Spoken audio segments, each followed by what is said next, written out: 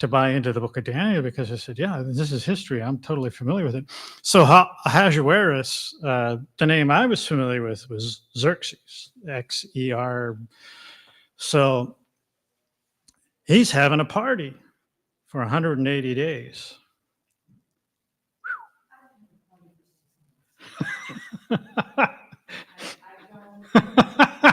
Can you fathom that? Yeah, that's right. Enough. I love you all, folks. Now get out of here. I need my space. Um, yeah, my parents weren't the most gregarious type of people, but they could throw a pretty good party. And they did do it once a year. They do it New Year's Eve. They'd have a New Year's Eve party, and I always look forward to it because, I mean, alcohol was served, so that was cool. Not that I ever drank it, although the older I got, the more tempted I was. But it was just fun to see all my parents' friends come in, and they got feeling good, and you'd be you'd get into some really interesting conversations. So here we are, 180 days. One commentator said this was a pre-war council that the king would call in all his state officials, and they come up with this war plan, which they did. They were going to attack Greece. It turned out to be a disaster, but so they sat down and went through this. Okay, what are we going to do? How are we going to do it? What's the best plan of attack? Yada yada yada yada. And then they said, well, okay, now we'll get drunk and we'll look at the plans all over again and decide if we like them or not. And if they still like them, once they sober up, they'll look at it one more time and decide if this is what they want to do. Whether that holds up to historical fact or not. The commentator said, somebody else was doing the research. It's not documented biblically, but that seemed to be the way they operated. So that's why you have 180 days of feast or partying or whatever. And in the midst of that process, when they're drunk, good old Vashti, we need a little entertainment here. So let's call in the queen, the most beautiful woman in the kingdom, and who knows what. But how did Vashti respond? Why would she say no? I mean, you do? Good. Why would a woman want to go into a room full of drunken men and be on display? I mean, women were already not thought of Right. as first-class citizens. Yeah. But, I think it took a lot of guts for her to say no. I feel the same way about that. Yeah. I can see myself saying no. Yeah. I would agree, Yeah. Yeah.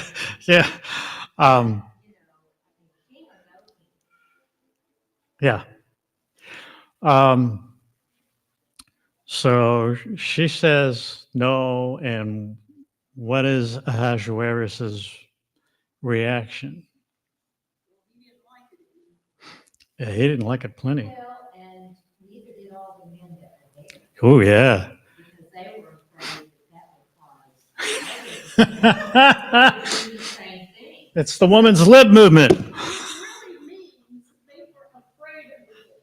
Yes, but with that said, I don't think was really meant to do what he did. It was his cohorts that convinced him to do it. Oh, yeah. Man, if you let her get away with it, all our wives are going to pull off the same stunt, and then we're going to be out in the doghouse not getting any. Excuse me for saying that, but still. You got to put your foot down, man. You can't let a woman get away with that. Uh, and Ellen White makes a comment to that same effect that, she was not going to let her virtue be stained. Now, just in case you thought Vashti was a honorable, admirable person, not so fast. It took a lot of guts. It did take a lot of guts. I will agree, because there's other historical facts where Xerxes was having an affair with his sister-in-law, and she found out about it, and she had her sister-in-law disfigured. Kind of a ruthless. But it was a very ruthless time. Yeah. So now, what happens next? Here's lovely little Hadassah.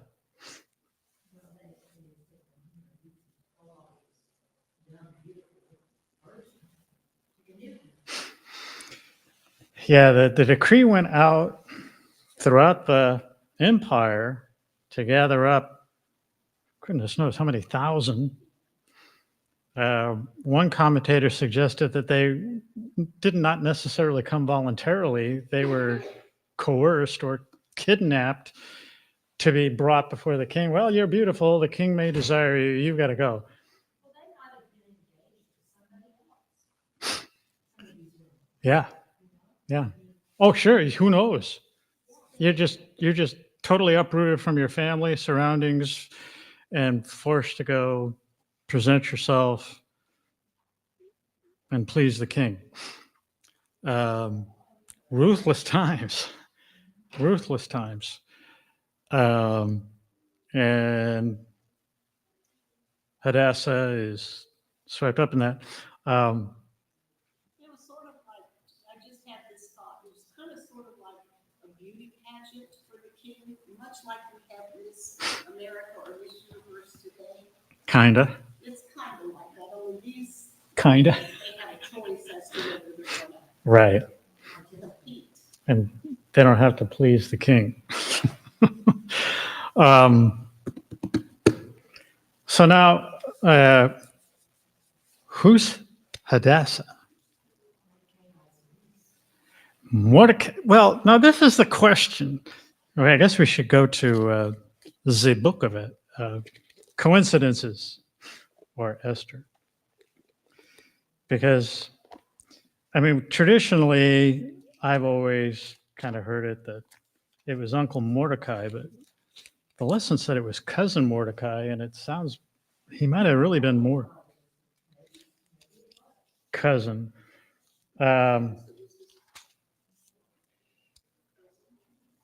Yeah. So in verse 7 of chapter 2, who would read that for us? Chapter 2, verse 7.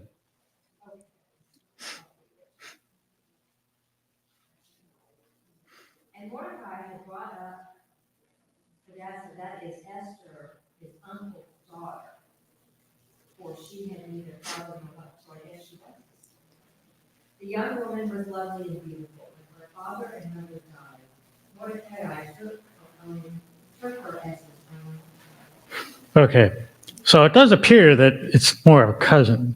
I don't know. I don't know where I got it. I've heard uncle forever, and I just assumed it. And the lesson said cousin. I went, no, wait a minute, it's uncle. But when I read the verse, I said, my uncle has daughters, and they're my cousins. So I guess that was. I don't know how the age spread in your family is with cousins. I have some cousins that are considerably older than me. Not too many that are much younger than me, but younger. Yeah, right. So it's not unusual Yeah. to have, Mordecai could have been 15 years older and been in a responsible position to take on the orphaned. And they had a lot of ages. There were a couple back then had a lot of A lot of, yeah. Even my grandfather's family, There were 12. And my grandfather was the youngest. And his oldest sister, at her wedding, they had to stop the wedding because my grandfather needed to breastfeed. So there's a long, there's a big gap. There's like 20 years or maybe more. I wasn't sure exactly where the ages were, but it's not unusual to have those. That's almost a generation gap right there. So it, yeah, and even in families that can happen. Matter of fact, my neighbors are that way. Their oldest daughter's in college, and the youngest one is just starting first grade or maybe kindergarten. I don't know. Really young.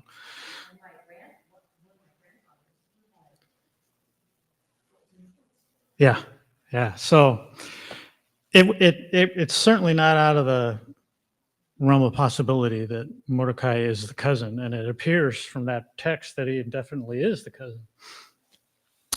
So, all right, here's the first coincidence in a line or string of coincidences. She's kidnapped.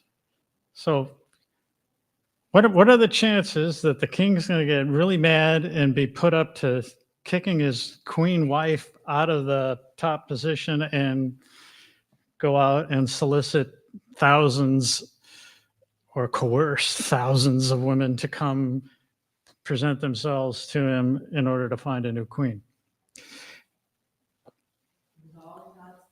All in God's plan. Just like Joseph. I was thinking the same thing. Yeah, Because Joseph, what did he finally tell him? exactly. He meant it for evil, but God meant it for good. Exact, Same thing. exactly. So now, what lesson do we take from that? Have a willing, Even under the most dismal and foreboding or forbidding of circumstances. Whew. I do not say that lightly, because I would not want to have been Joseph, nor would I have wanted to have been Esther. Wasn't it Joseph that said, "Go be slaves"? Yeah. It's easy to trust God when, well, I'm getting my Social Security check. I'm covering my mortgage. I got food on the table. I can go and have a little vacation here or there. Or I can go out and take my family out to dinner and, just have a good time. But when things start falling apart and, yeah.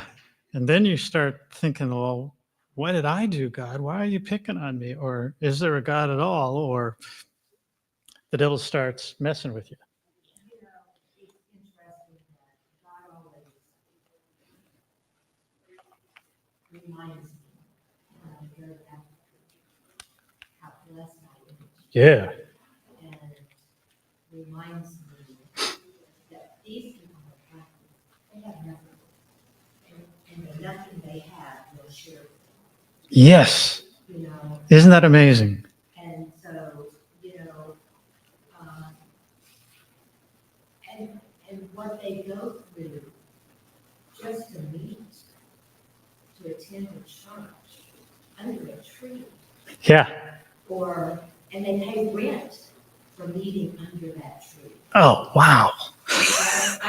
So. That's sad. And I think about Esther, I think she had learned a lesson to listen and to be obedient, without question, without doubt, without hesitation. Yeah.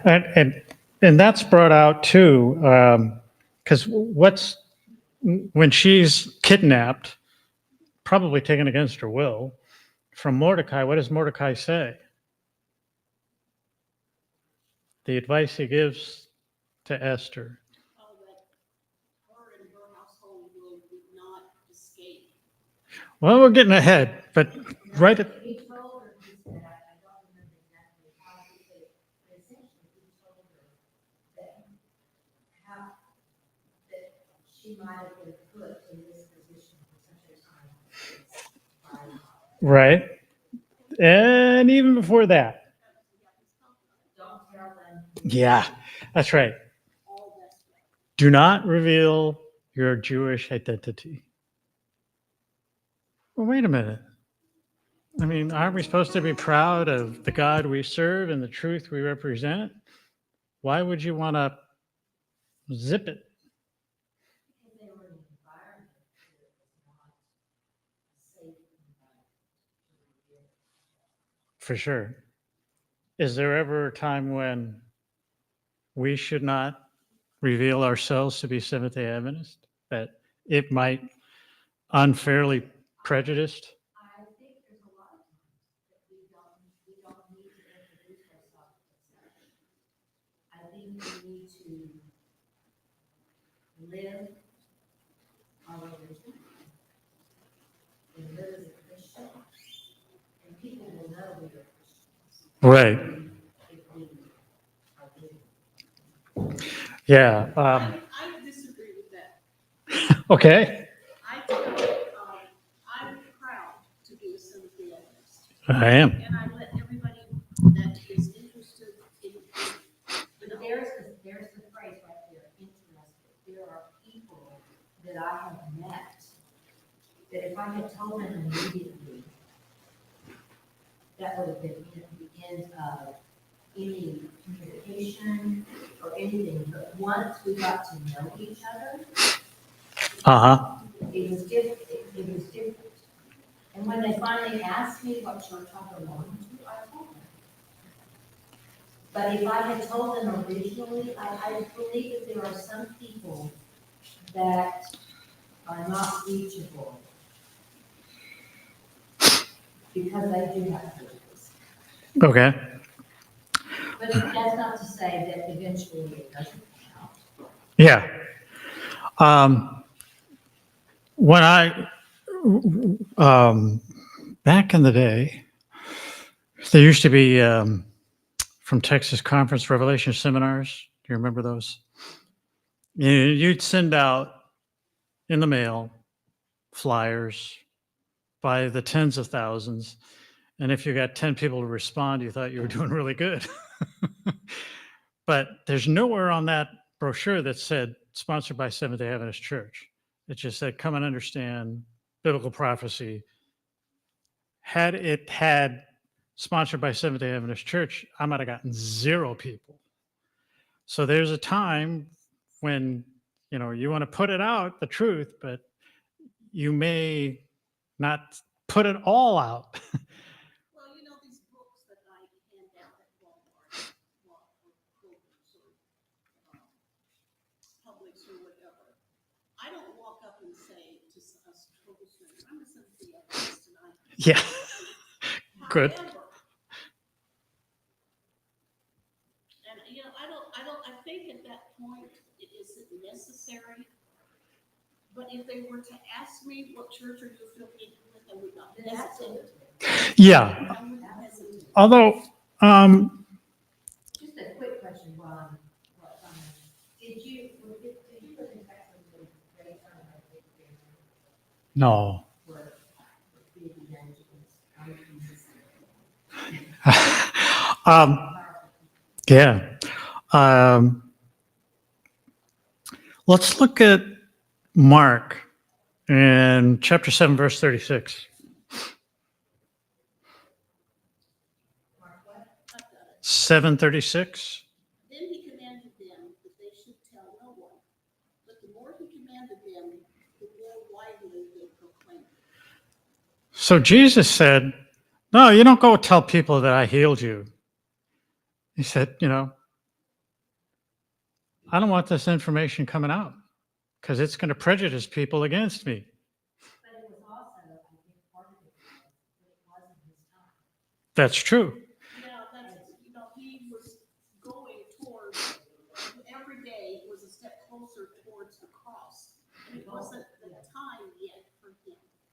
And I wanted to say another thing about this. I was one of the very outspoken opponents when Campus Church decided to change the ABC Center to Nourish. Uh-huh. We are counseled through Mrs. White that our name should be associated with every one of our businesses and everything. And I still believe that was not God's will. Well, I think part of the reason was a lot of states, the ABCs. Or alcoholic beverage control. Yes, Yeah, it's easy to be confused. yeah, and a lot of people got confused by that. Well, it said Adventist Book Center. I know, mean, I know, but it was also, a lot of places said the ABC. Yeah.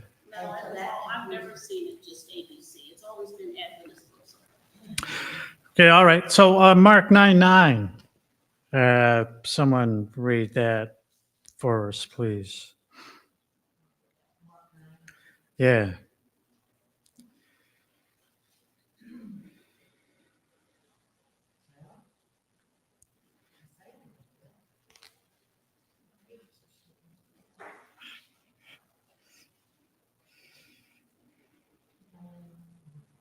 Now, as they came down from the mountain, he commanded them that they should tell no one the things that they had seen, till the Son of Man had risen from the dead.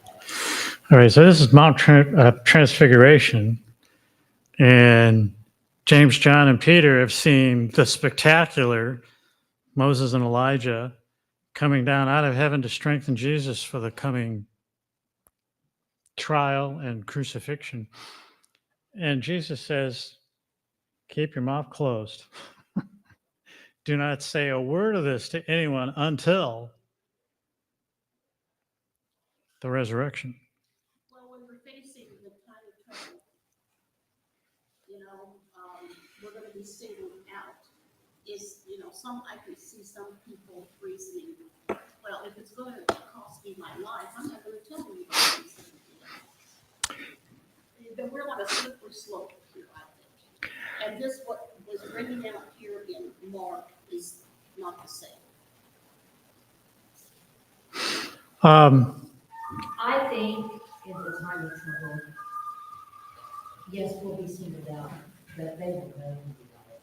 Yeah. They will already know who we By that point, the battle lines are drawn and you're standing on one side or the other. Jesus says, there's just a time and place for truth to be revealed.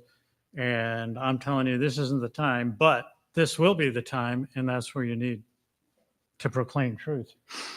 So there is a time and place. Well, I thought it was interesting,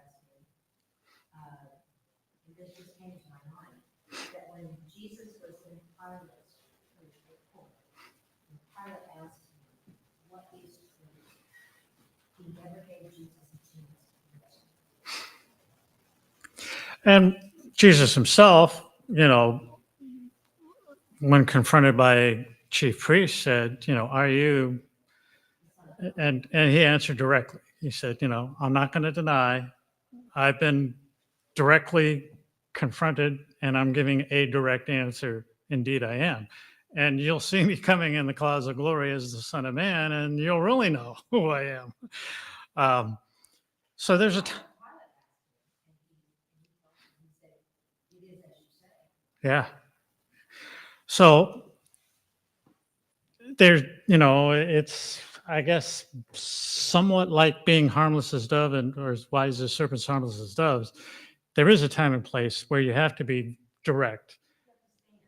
And then there are times and places where you can mitigate against possible or probable prejudice in order to present truth to get people thinking that then they might become receptive and open to everything that needs to be said. We can't take the place of the Holy Spirit.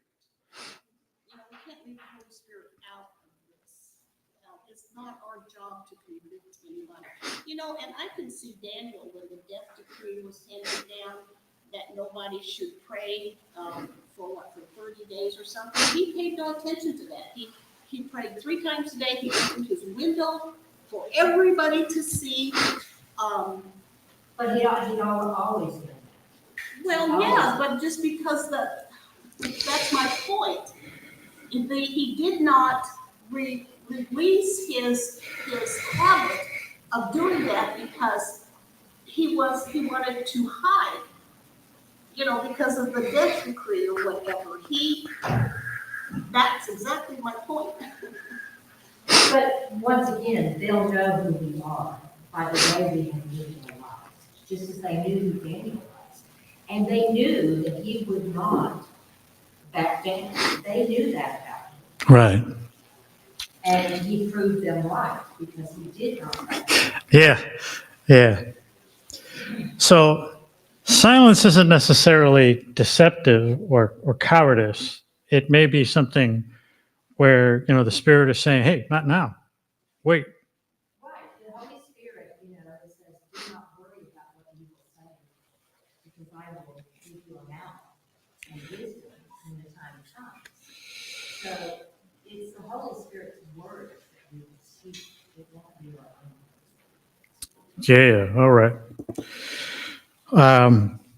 So now she's swept away. She's taken to be in the court of the king, and in the line of events or coincidences that we don't believe in, Mordecai hears of a plot to kill the king. And what does he do? Rubs his hands together and says, good, that little rotten son of a gun is going to get what he deserves. Well, no, I'm talking about Mordecai and the plot to kill the king. He did the right thing. He did. He was not silent. He wasn't silent. It was the right thing to do. Yeah. He knew it was the right thing to do. He went and informed those closest to the king to say, hey, two of the guys in the inner circle here, they're plotting to overthrow the king. You better let somebody know and put an end to this before it comes to pass. I think, even though he didn't necessarily agree with the king, he had respect for the office. Right. Right. And,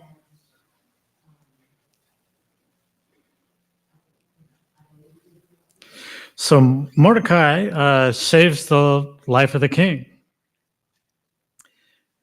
And lo and behold, in the course of events, the plot to assassinate and overthrow the king is thwarted, but Mordecai gets no recognition. No thanks. No, man, thanks for saving my life. And in those days, you would have been richly rewarded, extravagantly rewarded for. There's another coincidence, but it's not a coincidence. Yeah, right. So now we have our favorite biblical character, Haman. Okay, I exaggerate to ridiculous extremes. And who is Haman but an Agagite, which is he wanted to be. He was next to the king. Gee, I have no idea. He was about as close to king as you could be, because the king gave him his ring and he said, listen, I trust you, have at it. If you see something that needs to be done, you've got the authority to do it, and I'm not going to question you. So Haman's a big guy in town. Whoop-de-doo.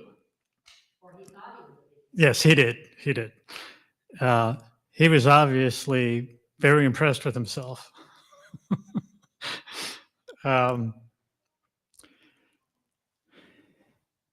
And what happens next? But Haman gets mad at Mordecai because he won't.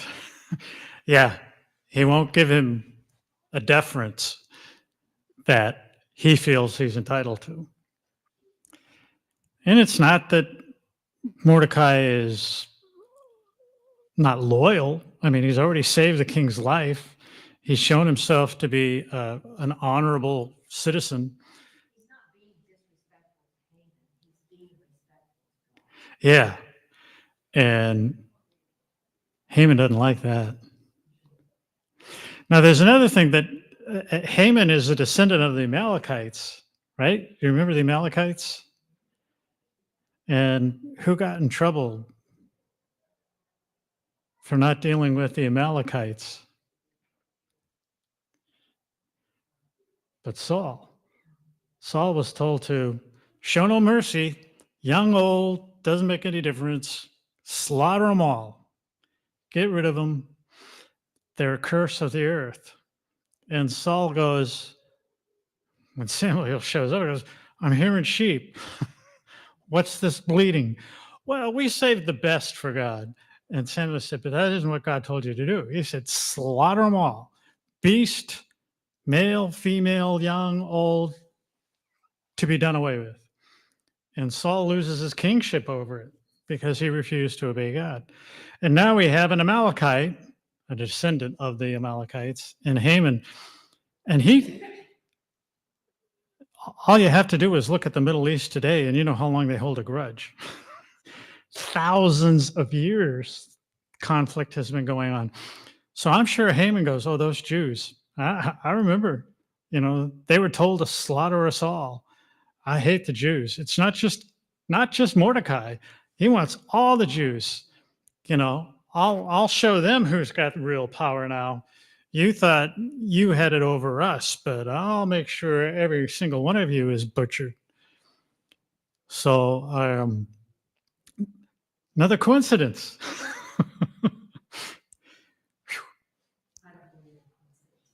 And to add to that, both Esther and Mordecai were descendants of Kish, which was the family in the line of Saul. So now you've got history going in repeating itself, essentially. Who's going to destroy who? Will the Amalekites finally get their end, or will the Amalekites put an end to the Jews? And it goes on and on and on. Esther gains favor. And then Haman uses his little powerful kingly signet ring to say, these Jews, they're not loyal to you. They have customs and practices that are disrespectful. You need to get rid of them all. They're just a blight on our empire. And the king says, write it out, send it into the empire. That's a gut-wrenching.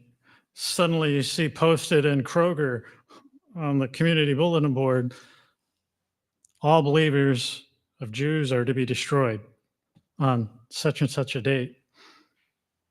What's Mordecai's reaction? Yippee.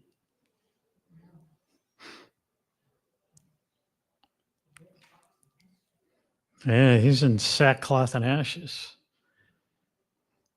What's Esther's reaction? Yeah, like, what's going on? Why are you all, she sends some clothes, goes, present yourself respectively, man. What's going on here? And he goes on and says, hey, this is the end. I mean, on such and such a date, we cease to exist. And he says, who knows? Maybe God put you in this place for this specific time and reason. You've got to go to the king. The king who was easily upset because his wife wouldn't obey him.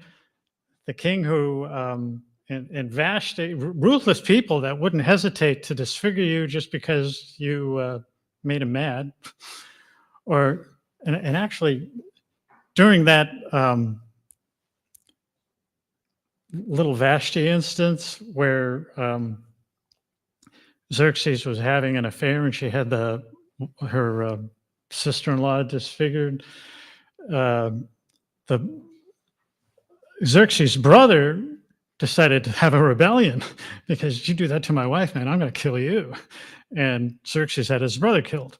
I mean, they were ruthless people. They wouldn't stop for a moment to have you killed if they thought you were going to jeopardize their life or their position.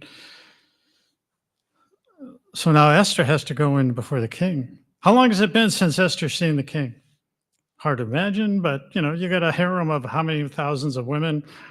Who knows? Well, it says somewhere, I just read that she'd been married to the king for several years, so you don't know. Right. She said, I haven't seen the king for a month. Wouldn't you like that? Not have to see Don for a whole month, Marilyn? Excuse me.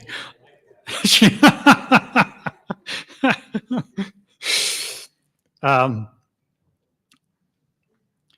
and to make matters worse, you did not go to the king. The king called you. And if you were so presumptive to go before the king, you put your life in immediate danger. Because if the king didn't want to see you, you said, get out of here. I don't want to see you, and I'll never see you again. It's curtains for you. So Esther goes, oh man, you want me to do this? If I perish, I perish. But in preparation for that encounter, what does she request and do? Yeah, fasting and prayer amongst her own women that are her servants. And she requests that all Jews, through Mordecai, be informed for 3 days, fast and pray, and I'll go before the king. All right. So what happens in the meantime?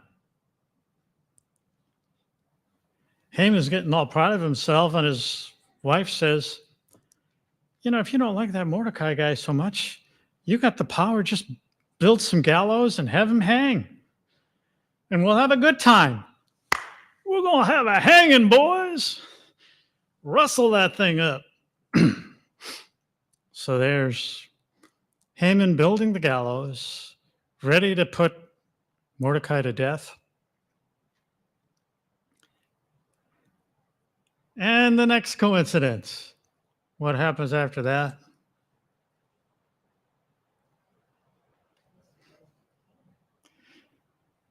Ahasuerus can't sleep. You ever had those moments? Can't sleep. So what's the first thing you do?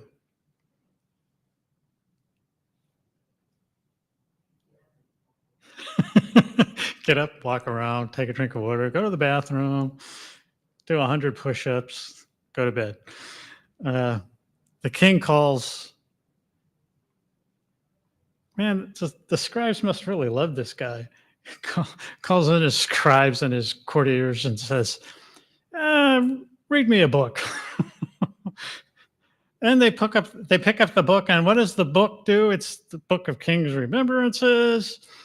And what is it? What page do they turn to? But Mordecai. This guy did you the huge favor. He saved your life.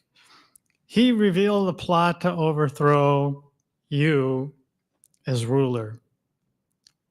And Ahasuerus seems kind of amazed. And what do we do for this guy? Did we ever express gratitude or thanks? He goes, well, no, it's not recorded here. I guess that just must have somehow slipped our mind. Another coincidence. So Ahasuerus says, we've got to do something for this guy. How can we show our gratitude? And Haman shows up. Another coincidence. And the king goes to Haman, what should we do for someone that's done such a great job, without mentioning the name? And Mordecai thinks it's for him. I'm sorry, Haman says, I think it's for him.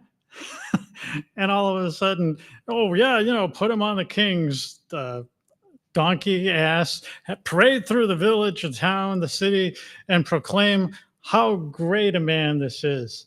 And Ahasuerus goes, that's a great idea. And you're the man just to do that. Go get Mordecai, put him on there, and proclaim throughout. And what does Haman do? It's like, if that wasn't a punch in the gut.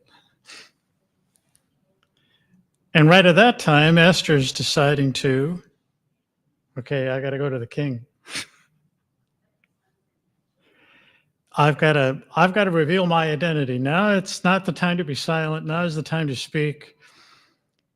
And she comes up with an interesting plan, fasting for 3 days and prayer pay off.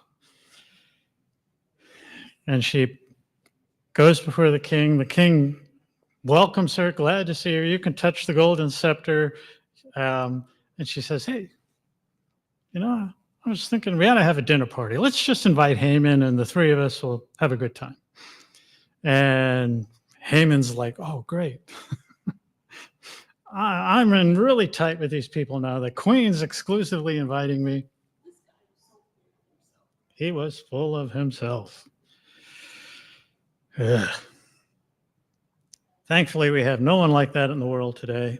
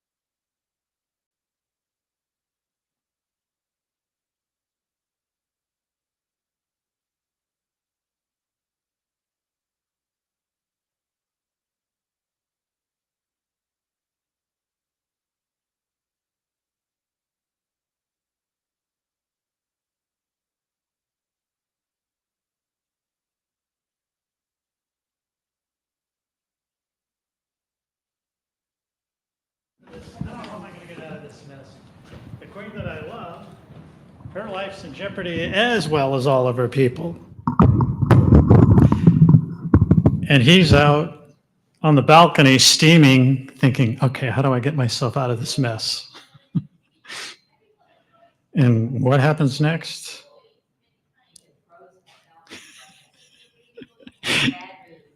Yeah.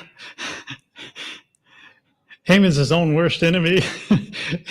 Haman comes up with the answer again. Because there was a rule written that you could not get any closer to the queen than 7 feet. And Haman was a lot closer than 7 feet. It was even closer than 7 inches. Evidently, he was clinging on to her for dear life, thinking, spare me, please. And the king walks in right at that minute and sees what appears to be a very compromising position that Haman is trying to put the queen in. And he goes, you die. You have violated the law. Now it's not pretext. I have evidence to say you no longer deserve to live. And those gallows men for Mordecai now have Haman strung up on him. All coincidences. Just amazing how all of that happened like that, right? Goes back to God's timing. Yeah. And nowhere in the book does God mentioned. It's amazing to me that Esther had the strength that she had to invite him twice. Yeah. It took a lot. I don't know that I. Yeah, it would be interesting to talk with her and just to say, what were the thought processes and how did you come about deciding that? In some sense, I suppose it just shows cunning. I think Wisdom. Yeah, I don't want to necessarily say she was ruthless, but she was smart.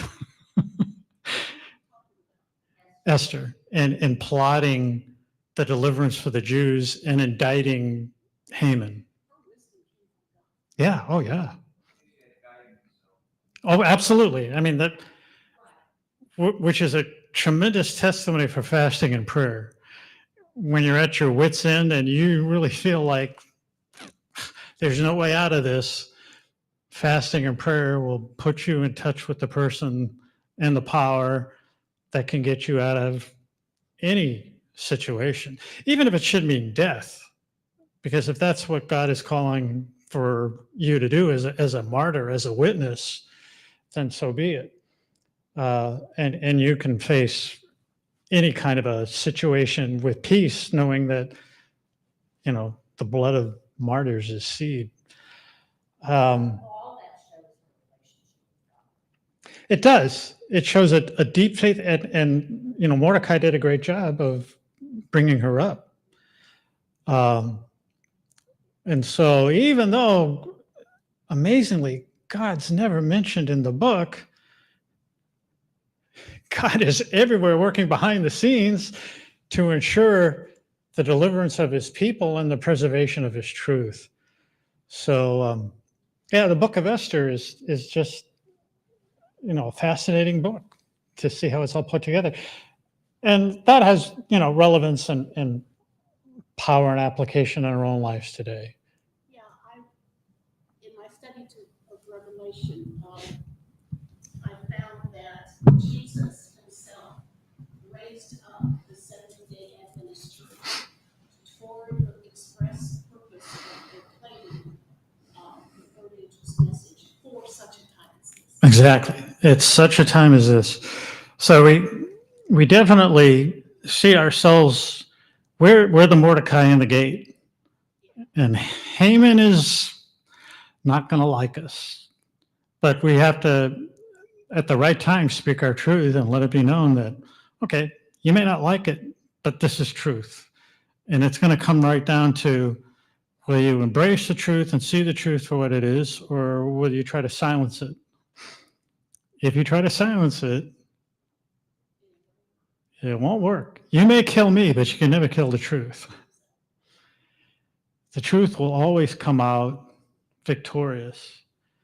And I'm just trying to spare you a lot of misery and pain and heartache if you're willing to accept that. Well, all right, we got one more week. We have quarterlies. It's Psalms next quarter. Does everyone have a new quarterly? Marilyn, you need one?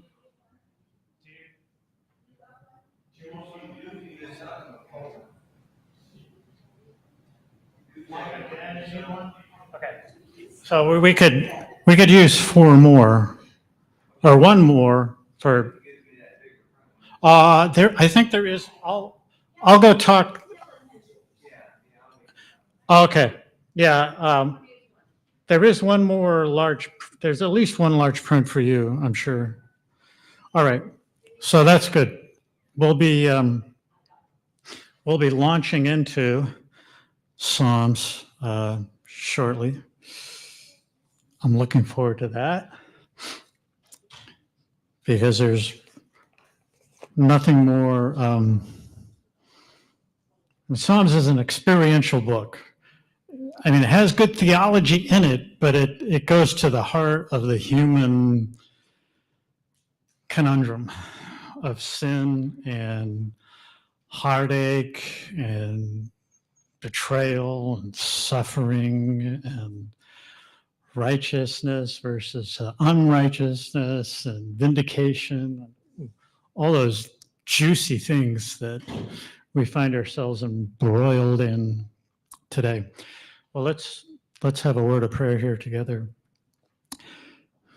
Gracious Father, we do thank you that we're able to be edified and built up and strengthened in our faith because of your word and because of the testimony that is freely shared here today among those whom believe and accept the truth, embrace the truth, and long for your coming.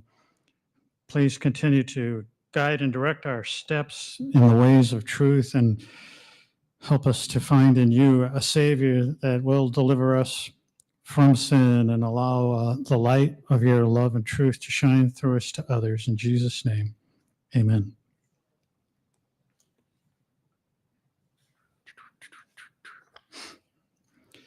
All right.